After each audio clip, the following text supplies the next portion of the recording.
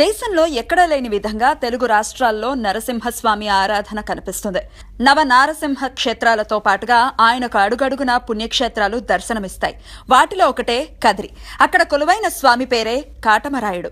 అనంతపురం జిల్లా కదిరి పట్టణంలో వెలిసిన లక్ష్మీ నరసింహస్వామికి ఉన్న ప్రత్యేకతలు అన్నీ ఇన్ని కావు.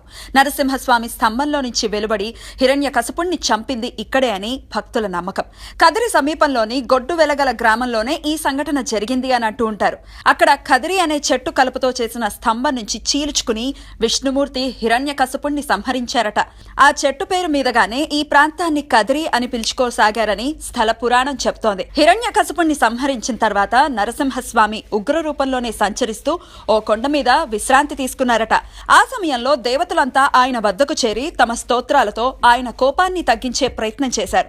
వారి స్తోత్రాలకు ప్రసన్నుడై స్వామి అక్కడే విగ్రహ రూపంలో నిలిచిపోయాడు.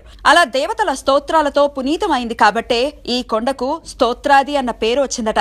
అలా కొండ మీద వెలిసిన దేవుడే అనాదిగా కదిరి నరసింహస్వామిగా పూజలు అందుకుంటున్నాడు. కదిరి నరసింహని కాటమరాయుణ్ణి పేట్రాయి స్వామిని అని పిలుచుకోవటం కనిపిస్తుంది. కదిరి ఆలయానికి సమీపంలో కాటం అనే పల్లెటూరు ఉండటంతో ఆయనకు కాటమరాయుడు అనే పేరు వచ్చిందని చెప్తారు. ఇక వేటరాయుడు అన్న పేరు కన్నడిగల నోటిలో నాని పేట్రాయి స్వామిగా మారిందట.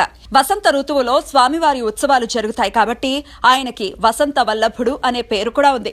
కదిరి నరసింహస్వామి ఆలయం ఎప్పుడు నిర్మించారో చెప్పడం కష్టం.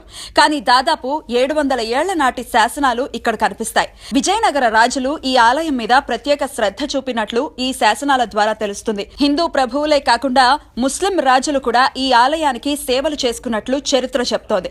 అందుకేనేమో ఇప్పటికీ ఇక్కడ జరిగే ఉత్సవాల్లో ముస్లింలు సైతం విరివిగా పాల్గొంటూ ఉంటారు. దేశంలో ఎక్కడా లేని విధంగా ఇక్కడ స్వామివారితో పాటు ప్రహ్లాదుడు కూడా ఉండటం ఓ విశేషం. కేవలం మూల విరాట్కే కాదు, ఇక్కడి ఉత్సవ విగ్రహాలకు కూడా చాలా ప్రత్యేకతలున్నాయి. ఈ ఉత్సవ విగ్రహాలను సాక్షాత్తు ఆ విష్ణుమూర్తే భృగు మహర్షికి అందించాడని చెప్తూ ఉంటారు. ఆ సందర్భాన్ని పురస్కరించుకుని ఫాల్గుణ పౌర్ణమికి ఘనంగా ఉత్సవాలను నిర్వహిస్తారు. ఆ సమయంలో ఉత్సవ విగ్రహాలను ఊరేగించే రథం మన దేశంలోనే అతిపెద్ద రథాలలో ఒకటి. స్వామివారిని ఇంత ఘనంగా ఊరేగిస్తారు కాబట్టే ఫాల్గుణ పౌర్ణమిని కదిరి పున్నమి అని కూడా పిలుచుకుంటూ ఉంటారు. అనంతపురం జిల్లాలో చాలా మంది ఈ స్వామివారి మీద ఉన్న భక్తితో కాటమరాయుడు అనే పేరు పెట్టుకున్నారు. ఇది కాటమరాయుని కథ.